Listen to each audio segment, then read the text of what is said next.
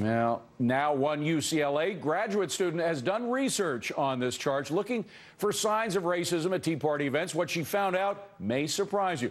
Joining me now is the author of that study, Emily Ekins. Emily, great to see you. Thanks. You're getting a lot of press on this. The Washington Post had a big write-up, etc. You focused on one rally in particular, the 9/12 rally in D.C. in a mall. What did you find? Well, I found that about 56% of the signs were related to the role of government in our lives.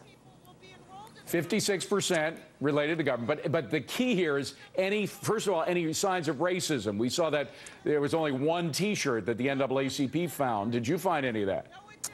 Well, I found about 6% of the signs were controversial in nature, and these they had undertones of racism, issues of Islam, anger over the mosque in New York City, and also those casting doubt about whether President Obama is a U.S. citizen. But I had to kind of put them, birthers, I had to put them all into one group in order to kind of keep, to get that 6%.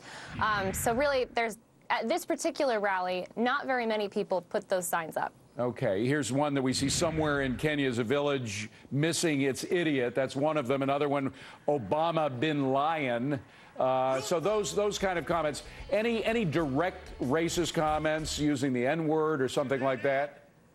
I did not find any of those signs when I did my survey of the whole group. Okay, so 6%. Now, there were the personal attacks. Was there any organization that had come to? We know that a couple of weeks ago there was a rally of pro-Obama supporters on the mall, and we know that the Communist Party, for example, was a welcome member of that group of people. Was there any communist party organization like the Communist Party from the right, say the Nazi Party, the KKK, anybody like that there?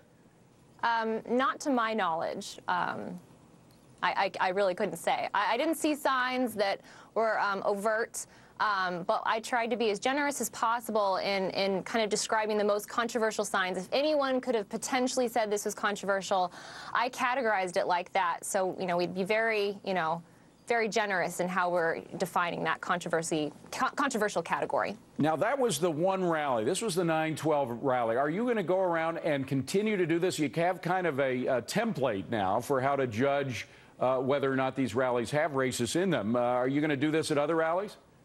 Absolutely, and I would really encourage other people to do the same. I'm a bit surprised that no one else has done it. It seems like what most people do is they go talk to a couple people, look at a couple of signs, and kind of make a generalization about what everyone at the Tea Party event is saying. And I wanted to take a more holistic approach and say, instead of just what one or two people say, what is everyone with a sign saying? And so that's what I did. Now, you have, as I mentioned, the Washington Post gave you a good write-up. Other people seem to respect your work. You have worked for the Cato Institute, which is a libertarian organization in Washington, D.C. Has that factored into whether or not you've got a discriminating eye with regard to these signs? I don't think so. I was actually just an intern at the Cato Institute. This is for my dissertation research at UCLA. I'm a PhD student there. All right. So you don't think that factored into it all?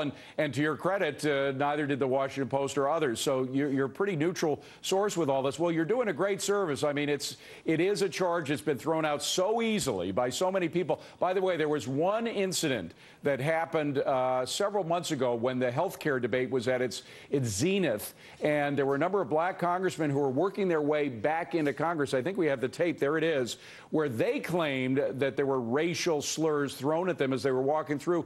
But a very careful review of the tape heard nothing in terms of a racial insult when these guys were walking in there. Is that another example of where the charge of racism has been thrown around too easily? I can't report on that. I have not done a comprehensive study of that. I simply don't know. Okay, fair enough. Emily Ekins, you're an honest graduate student who is reporting this thing fair and balanced way. UCLA grad student. We'll be interested to see your other reports. Please come back and report to us on these other rallies. Absolutely. Thank you. Thank you very much. Coming up on